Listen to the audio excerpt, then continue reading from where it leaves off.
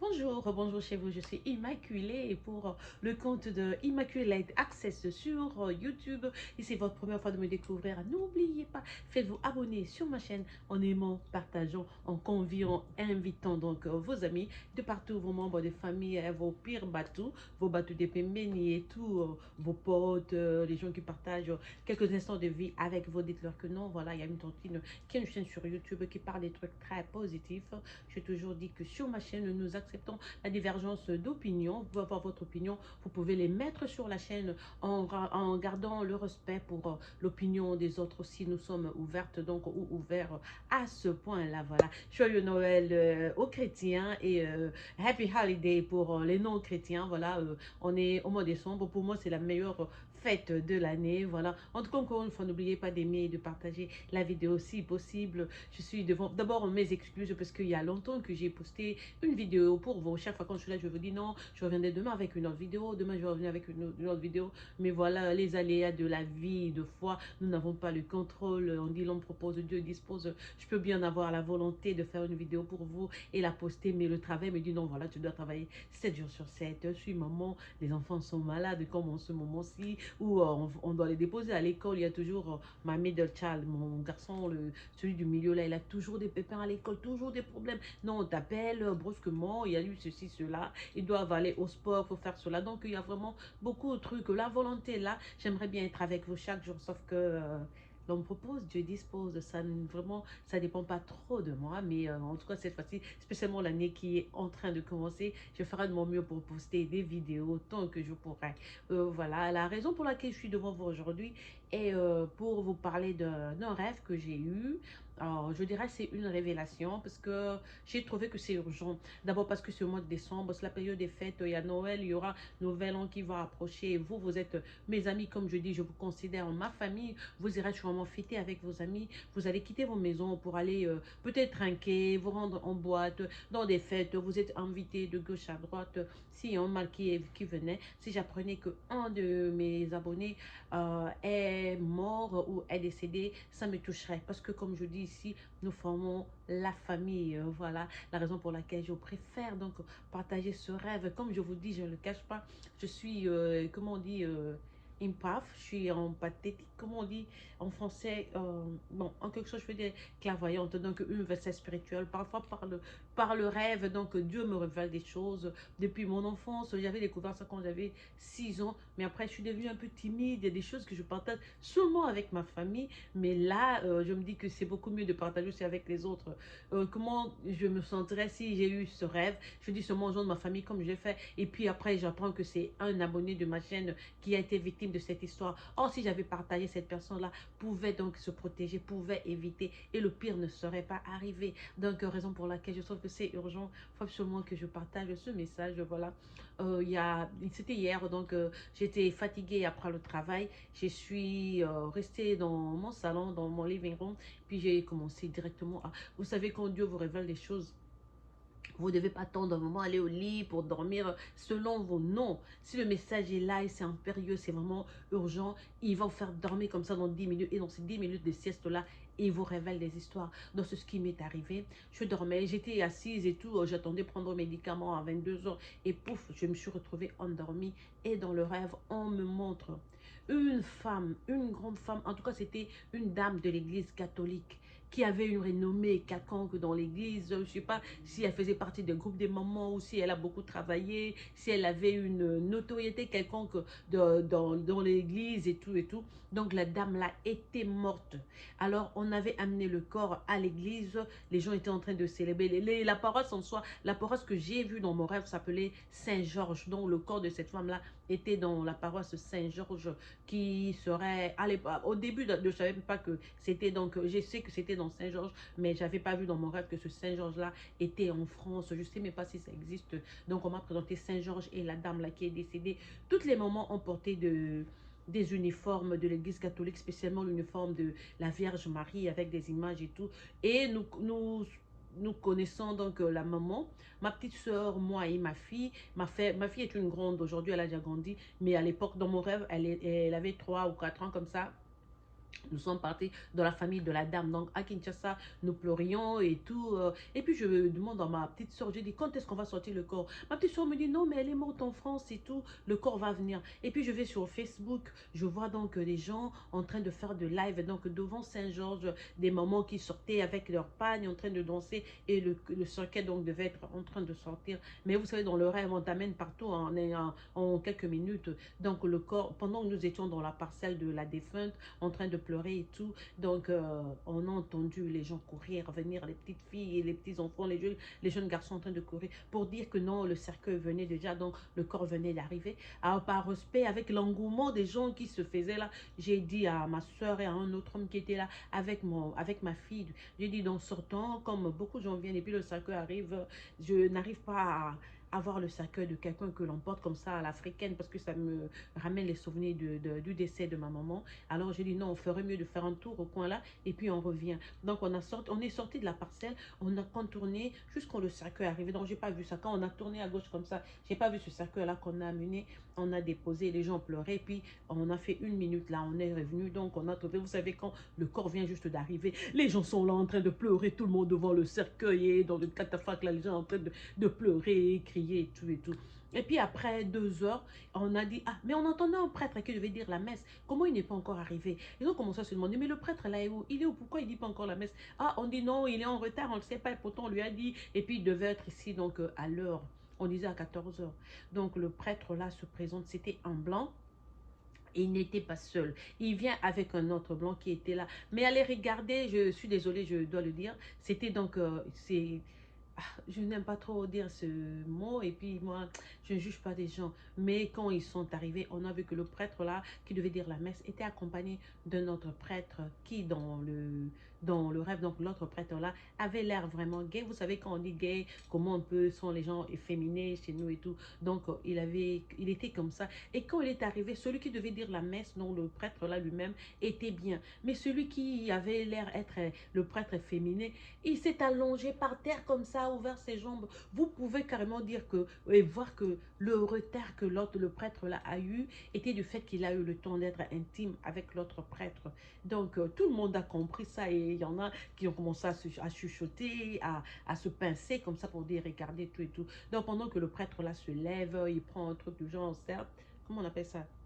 Serpe, serpe, serpe, serbe, j'ai oublié comment ça s'appelle le truc catholique là. Donc il avait ça en main comme ça, il voulait commencer à prêcher juste quand il s'est approché du catafalque devant le cercueil. On a entendu dans je veux dire l'autre prêtre là, donc derrière lui, mais il est allongé par terre. Nous on était debout là, les gens assis, on était étonnés de voir que ce prêtre là, habillé en pantalon blanc, t-shirt blanc, se longer sur terre avec les jambes ouvertes comme ça. Et puis celui qui devait dire la messe, donc approche directement devant le cercueil. Juste quand il est arrivé, il n'a pas eu le temps de bénir le corps de la femme là. On a juste entendu crac.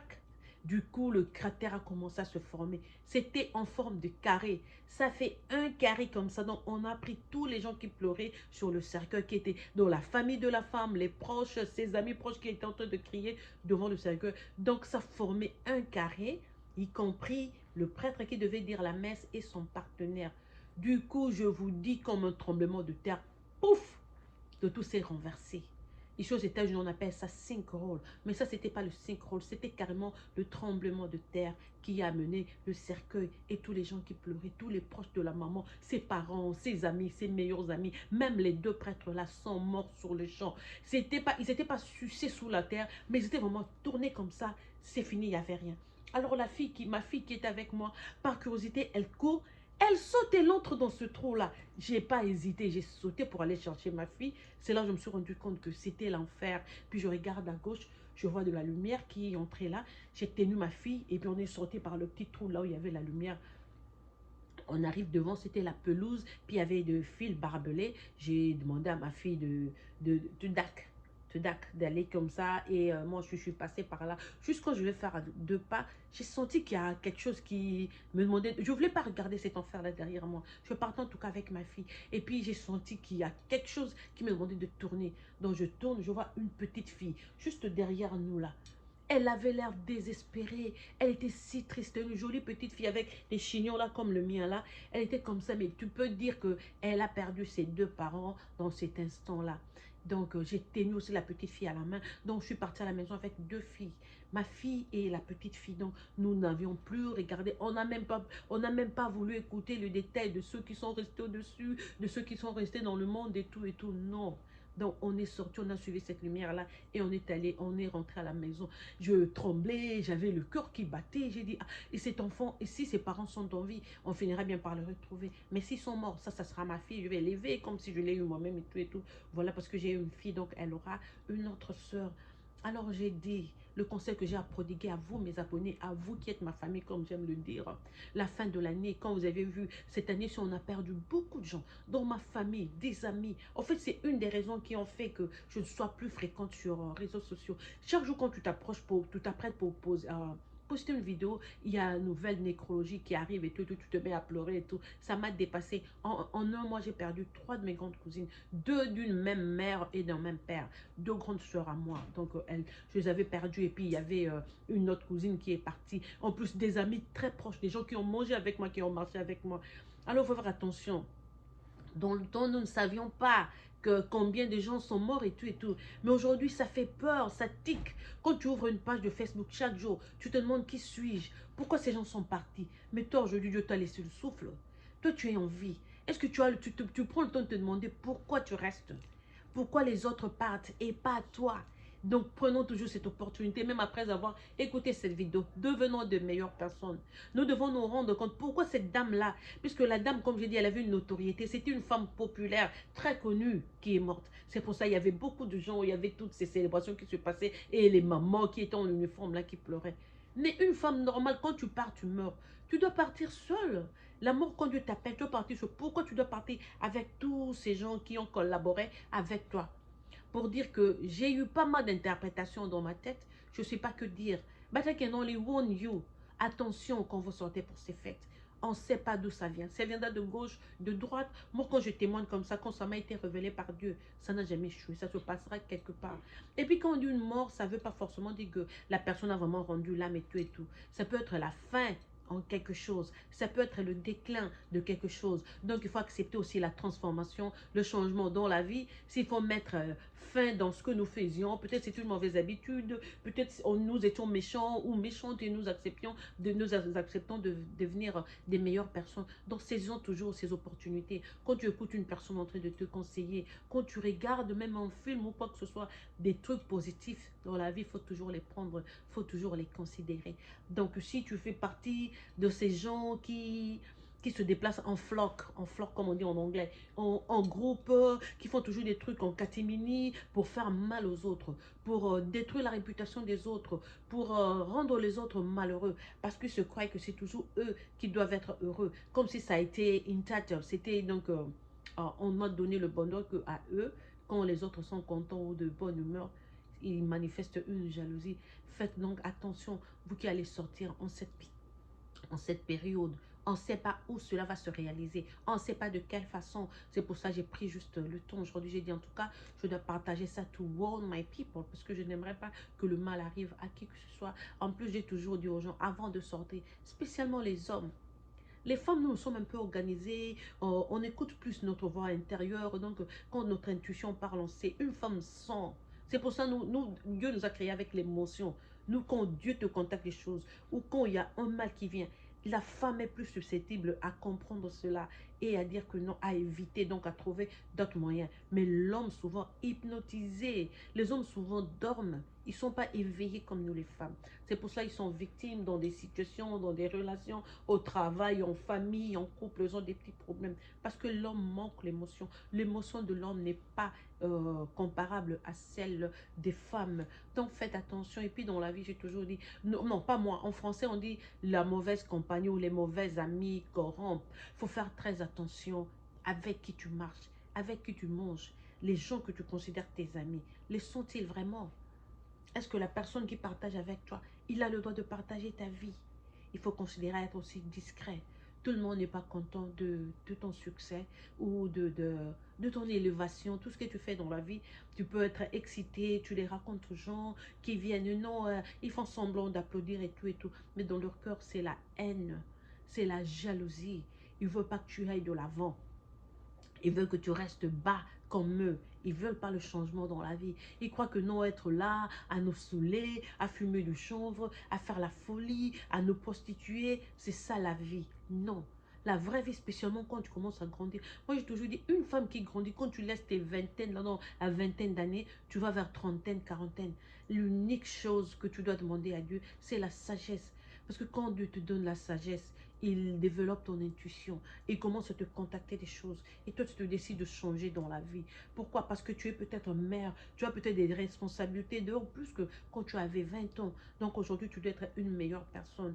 Dieu pardonne toujours. Il n'y a pas de saint. Seul Jésus était parfait. Nous sommes, avec ce corps charnel, nous sommes tous des pécheurs. Et quand tu te réveilles dans la vie, tu comprends que tu as péché. Ou voilà, la façon dont je me conduisais n'était pas très intéressante. Donc voilà, maintenant je suis une meilleure personne. God is a redeemer. Il lave les gens, il efface tes péchés, il efface ton passé, il fait de toi une nouvelle personne. Tu peux naître de nouveau. C'est pour ça qu'on a vu des groupes comme, il y avait un groupe qu'on appelait Renouveau. Je crois que c'était à l'église catholique ou dans des groupes de prière. On a des groupes de réveil, des gens qui étaient dans le noir, qui ont suivi la lumière aujourd'hui. Il faut faire attention, il faut savoir avec qui vivre, avec qui partager notre vie, avec qui raconter, à qui, auprès de qui nous confier, à qui s'adresser. Il faut faire très attention. C'est des choses qu'on a, des petites erreurs qu'on a commises quand nous étions petites. Ah non, tu sais, moi j'ai un copain, tu sais, mon copain fait ceci, cela, on m'a offert cela. Tu te confies à ta copine, tu crois qu'elle est contente pour toi. Non, donne seulement un petit temps, tu verras, puisque le temps finit toujours par éclaircir toute situation. Puis après, on te dit, on commence à te dire, d'autres copines, te disent, hey, toi, tu te prends avec cette fille-là. Tu sais, ce jour-là, elle nous a raconté ce que vous avez fait ensemble et tout et tout. Puis tu te dis, ah, mais moi, je comptais sur elle. Je crois qu'elle était ma confidente. Pourquoi je vais me confier à elle et puis elle va balancer mes histoires. En plus, dans la vie, des personnes à éviter, c'est des personnes qui ne ferment pas leur bouche. Quand quelqu'un connaît ton secret, tu crois que c'était sûrement cette personne-là. Mais cette personne s'est autorisée à dire ce que toi, tu gardais dans ton cœur à d'autres personnes. Ça, c'est des gens à qui ne donnez même pas une minute. Ok? Parce que dans la vie, on a toujours tendance à dire mon ami, mon camarade, mon... Non. Pour être ton ami, une personne doit te montrer sa loyauté. Toi, tu dois comprendre que c'est une personne intègre pour lui déposer ma vie, pour dévoiler ce que je gardais. Et puis, comme aujourd'hui, moi, avec la sagesse que j'ai, je dis quand c'est vraiment lourd, je peux faire partager avec Jésus. Parce que Jésus, il ne va jamais te calomnier. Jésus ne connaît pas la médisance. Mais il va même te donner la paix du cœur. Il va te dire non, comme on dit dans Exode 14, 14, reste tranquille. Moi, je veux m'occuper de tout ce qui te perturbe, de tous ceux qui te veulent, qui veulent donc que tu tombes, de tous ceux qui te souhaitent ton malheur. Moi, je suis là pour m'occuper de toi, ma fille, toi, mon fils.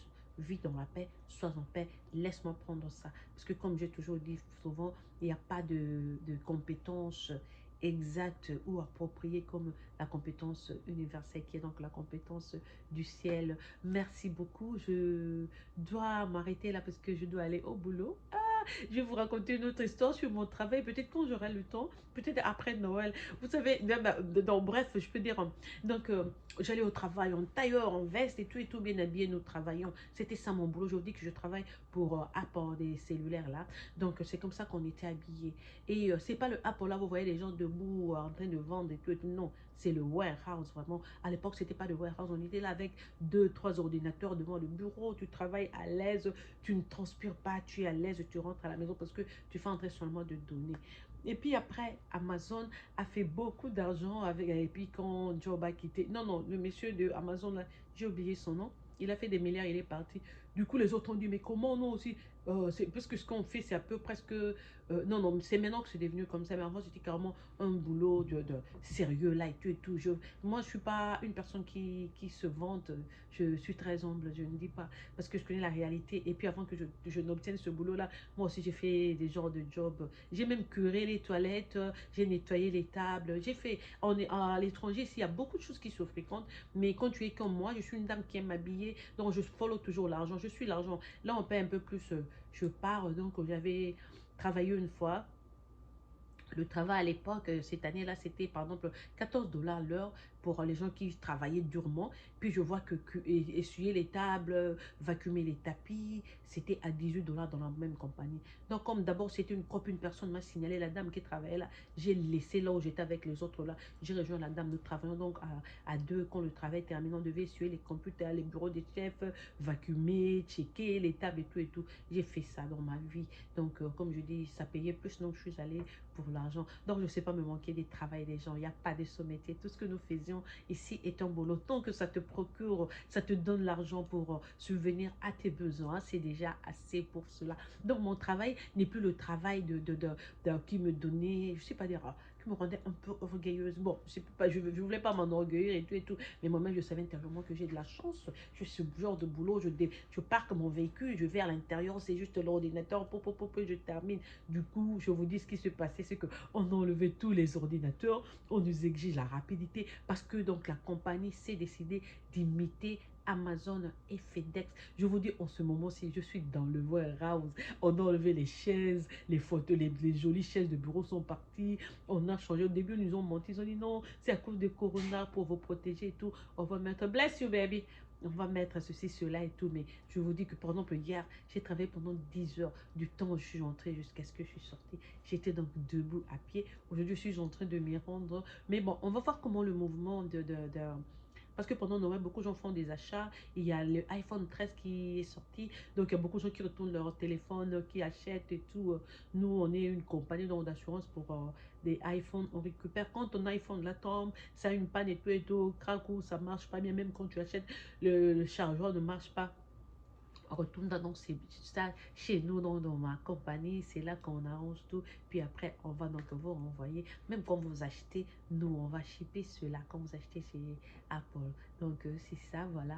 Encore une fois, bonne fête de fin d'année. D'abord Merry Christmas. Moi Noël c'est vraiment la fête de ma vie, voilà. Noël, ça c'est ce qu'il y a sur ma table, je suis sur ma table à manger, voilà. Ça, c'est des chips, mais c'est pour Noël, les rouges et tout. J'ai des fleurs, comme vous avez dit l'autre fois. Voilà, en tout cas, que mon Dieu vous bénisse. C'était votre soeur Immaculée pour le compte mon compte YouTube, c'est Immaculée Let Access. Donc, c'est votre soeur qui vous chouchoute, qui vous apprivoise à outrance. Alors, donc, je fais de mon mieux pour revenir souvent. Voilà, que mon Dieu vous bénisse partout. Vous êtes passé donc une bonne fête de Noël. Soyez prudents pour les fêtes de fin d'année. Vous ne savez pas où ce volcan-là, cette éruption volcanique va se passer où dans un deuil, quand vous y rendez, c'est pas un membre de famille, ne vous mettez pas l'approche, essayez un peu d'être un peu avec les gens. Les Africains aussi, parfois, on exagère en pleurant là. Ah non, cette histoire-là doit changer en tout cas. La façon dont nous approchons du cercueil et pleurer. Vous regardez le corps d'une personne qui est partie, un corps sans vie. Laissez ce corps-là en paix. C'est pour ça en Inde ou que ce aux États-Unis, on brûle. L'âme est sortie du corps, il n'y a rien. Mais nous, on est là dans le cercle. Non, reste sur ta chaise là. Beaucoup de sujets, je vous dis, si je me mets à développer, si vous savez que je sais parler, hein, la bouche là, quand elle met sa verve là, elle va, elle commence à parler, elle ne s'arrête pas. Donc, je vous aime beaucoup de tout cœur. Je vous souhaite joyeuse fête de Noël. Merry Christmas to you all. Vous qui vous rendez à l'église en minuit, n'oubliez pas, rendez-vous à l'église. Si vous ne partez pas, restez à la maison, prenez le temps de laisser donc cette fin d'année entre les mains de Dieu parce que sans Jésus, nous ne sommes rien. C'est grâce à lui que nous nous réveillons, c'est grâce à lui que nous faisons tout dans la vie. En cas, personne ne vous montre, moi, je ne crois pas au fétiche, je ne crois pas à la magie noire, je crois pas. Je sais que ça existe, mais cette magie-là ou ces fétiches ne touche que les gens qui croient en ça. Ça ne peut pas venir donc vers moi. Voilà que mon Dieu vous bénisse et passez donc une excellente journée et Merry Christmas to you. C'était de la part d'Immaculée Light Access. Au revoir.